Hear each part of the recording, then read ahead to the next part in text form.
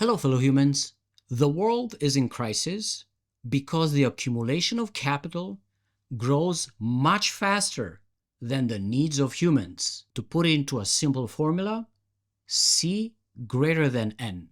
This formula is a generalization of Thomas Piketty's very famous formula, R greater than G, which he introduced in his bestseller book, Capital in the 21st Century. R stands for the average annual rate of return on capital, including profits, dividends, interest, rents, and other income from capital, expressed as a percentage of its total value. G stands for the rate of growth of the economy, that is the annual increase in income or output. Piketty writes that if R remains significantly above G for an extended period of time, then the risk of divergence in the distribution of wealth is very high. In human English, this means inequalities between the rich and the poor will grow. There's a bigger picture than R greater than G.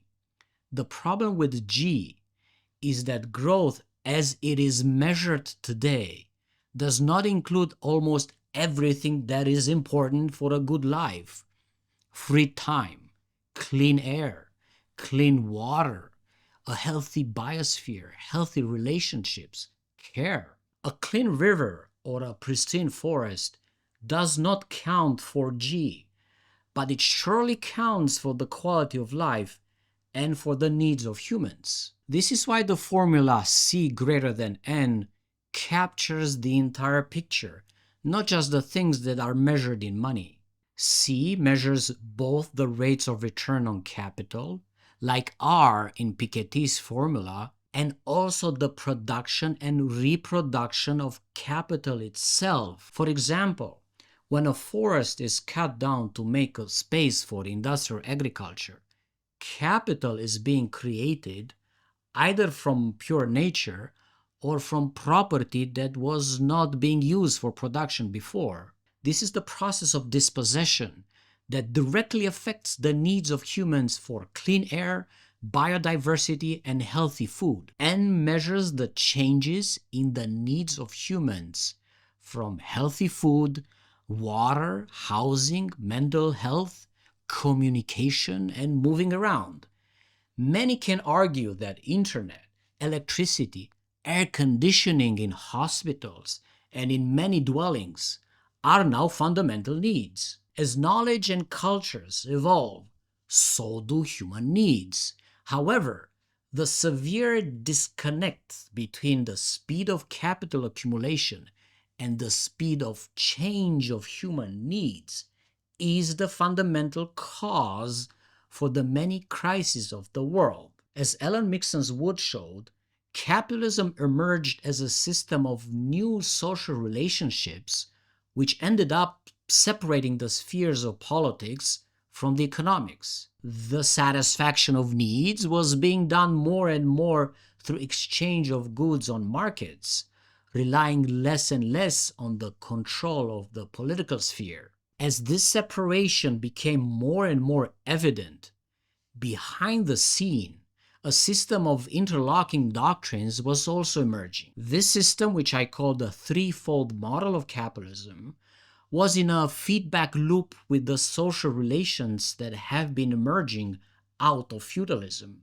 The new system of social relations led to the codification into law of the doctrine of proportionality, also known as shareholder supremacy, the doctrine of dispossession, in which capital is more important than ecology, and the doctrine of hierarchies, which is how fiduciary duty legitimizes hierarchical abuse in corporations. We can say that Piketty's formula, R greater than G, is a special case of the design of capitalism. At the core, the rise of C, capital accumulation, surpassed the rise of N, human needs, because the system is focused on capital accumulation by design.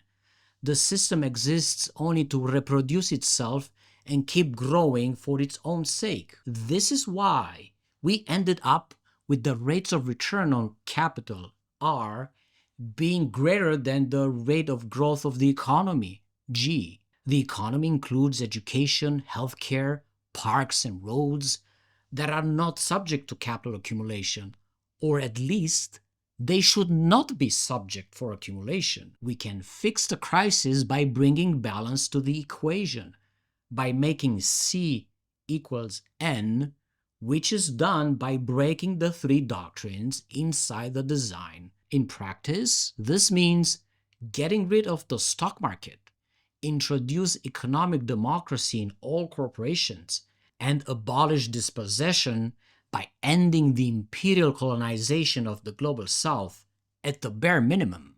The Economic Policy Institute has put out new data showing that the gap between productivity and the typical worker's compensation has increased dramatically since 1979. This has happened because the owners of capital have been given more power through deregulation, tax breaks, subsidies, favorable legislation, all that at the expense of workers who have lost bargaining power.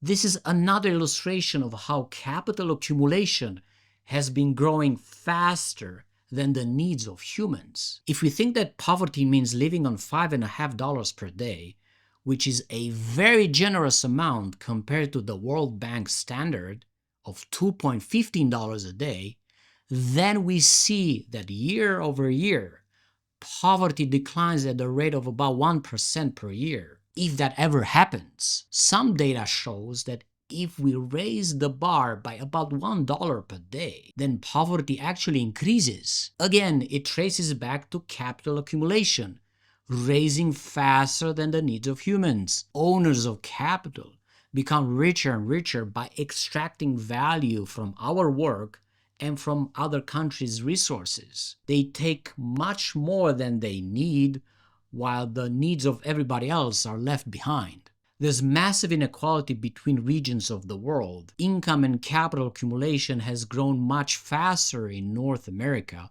and Europe compared to East Asia and Africa. However, population growth is the exact opposite. More people are being born in poorer regions, which makes inequality numbers even worse. Why is this happening? Most capital ownership is in the rich countries of the global north. They seek the accumulation of their capital, and they couldn't care less if it was on the backs of the global south, whose needs are multiplying fast. Southern workers contribute 90% of the labor that powers the world economy, and they receive only 21% of global income. Another symptom of C greater than N equation is the rampant abuse of advertising. The whole business model of major big tech platforms such as Google, Meta, X is to make a profit through advertising by taking public personal data and sell it to advertisers. Advertising serves one purpose alone: capital accumulation. When the tech bros realize human needs do not grow as fast as their greed, they had to invent needs. Those needs are called wants because they are not required for living. Fast fashion, strawberry burgers, SUVs, big houses, luxury spas, stupid gadgets for everything, chargers and batteries for everything, vitamin water, and on and on. We are brainwashed through advertising that we need all this crap so a bunch of shareholders can add more numbers to their names. This is why the world is in crisis. There's also connection between the rise of dictatorship and the struggles of democracy. When Trump behaves like a wannabe king in a country that is supposed to be the beacon of democracy, then we have a problem with the system itself. The accumulation of capital and the accumulation of power remain distinct features of capitalism, one being economic, the other one being political. They are connected when checks and balances stop working. Capital has been kept in check throughout history, to some extent, through the hard struggles of workers' movements, and power has been kept in check, to some extent, by liberal democracy. The equation C greater than N has become so unbalanced today that it is causing severe distress on the side of the needs of humans. Because of these imbalances, degrowth is the most viable path to rebalance the equation and help with the transition to an economy for life. If we do not cut and reverse the accumulation of capital so it serves the needs of humans, we will collapse the entire system, regardless of what techno-optimists say. When the ecosystem collapses, there will be no life and no civilization. It is not enough to tax wealth, not work. We must impose maximum limits for material accumulation over and beyond needs, starting with a limit on wealth well below $10 million. Of course, the design of democracy also matters.